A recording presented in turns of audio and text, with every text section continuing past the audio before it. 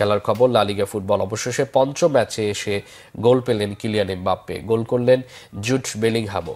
সঙ্গে ফেদেরিকো ভালভার্দের লক্ষ্য ভেদে রিয়াল মাদ্রিদ ৩-০-তে উড়িয়ে দিল লেগানেসকে। পরপর ২ জয় স্প্যানিশ লা লিগায় ২-এ ফেরার পাশাপাশি বার্সেলোনার সঙ্গে ব্যবধান কমিয়েছে ডিফেন্ডিং এই চ্যাম্পিয়নরা। বুধবার অ্যানফিল্ডে উয়েফা চ্যাম্পিয়ন্স লিগের ব্লকবাস্টার ম্যাচে লিভারপুলের মোকাবেলা করবে ডিফেন্ডিং চ্যাম্পিয়ন রিয়াল।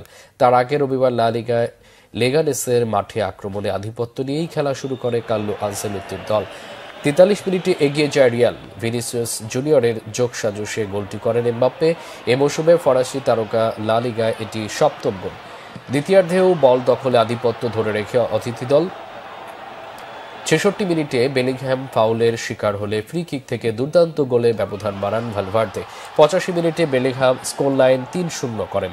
বক্সের বাইরে থেকে ব্রাহিম দিয়াসের শট একজনের পায়ে লেগে ক্রসবারে প্রতিহত হলে ফিরতি বল হেডে জালে জড়ান ইংল্যান্ডের মিডফিল্ডার। এরপর বেলিংহ্যামের জায়গায় এনরিক নামলে উল্লেখযোগ্য আর কিছু হয়নি।